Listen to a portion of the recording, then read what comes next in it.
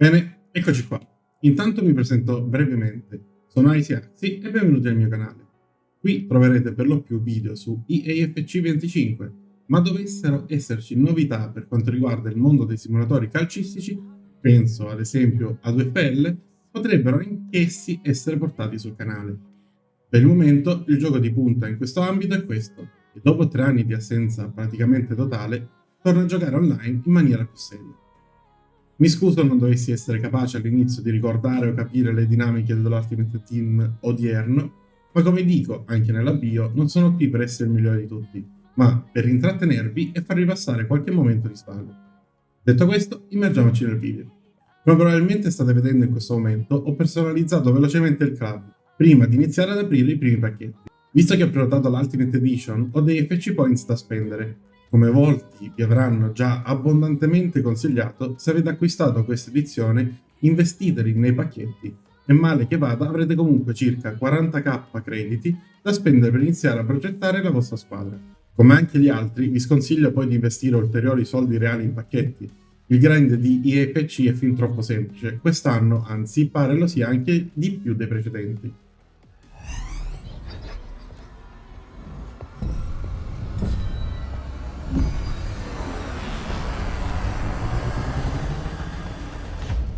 Il primo pacchetto dunque è stato anche discreto con Taptopa, che potrebbe essere utile più avanti per qualche SPC, ma subito dopo è arrivata una delusione, poi un'altra, e delusione dopo delusione la situazione era più o meno questa. C'è un po' di rabbia, però... Ma quale rabbia? Che cazzo di rabbia mi dice? Ho deciso di invocare quindi l'aiuto divino e direi che mi è andato abbastanza bene.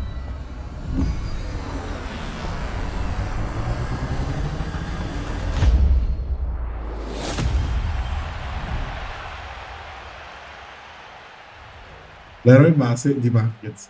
Difensivamente è ottimo, non tanto alto, ma salta veramente in alto, sicuramente andrà ad essere parte della mia squadra iniziale. Squadra iniziale che alla fine dei pacchetti si presenta così. Non è chissà cosa, ma una buona base da cui partire per creare qualcosa di decente. Subito dopo ho voluto analizzare una delle maggiori novità di quest'anno, le tattiche.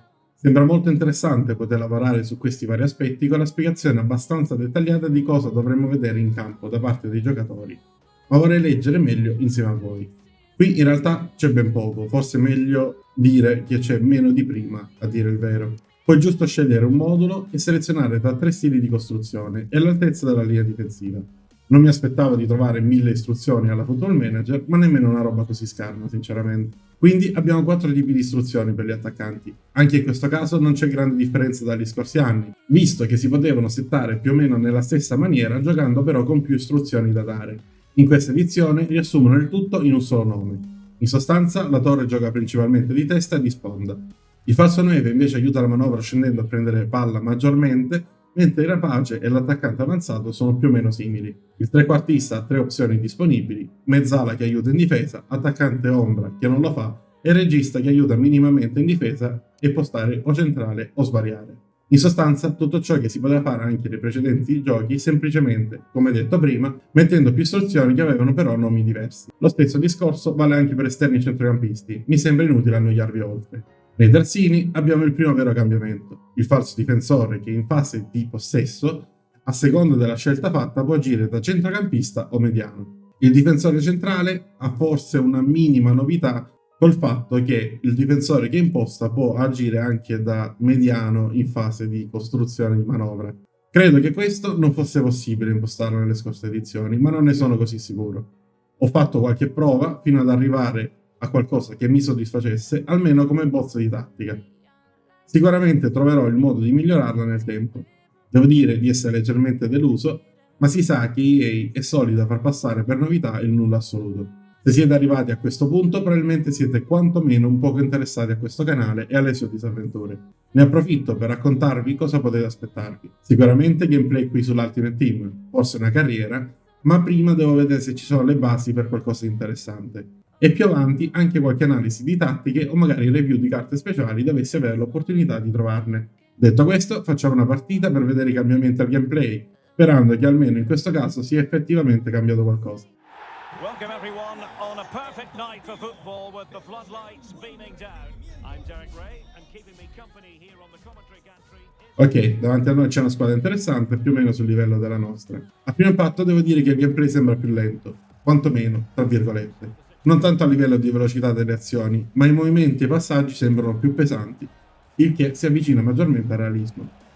Il fulcro di tutto mi sembra rimangano gli sprint e gli inserimenti dei giocatori da servire con filtranti alti o bassi che siano. Diciamo che almeno dal punto di vista visivo è un passo avanti.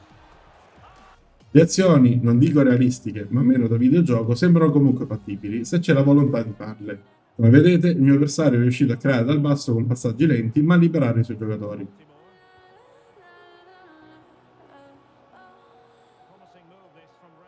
Poi magari ci si mette la mia poca abitudine a difendere e si prendono reti come questi.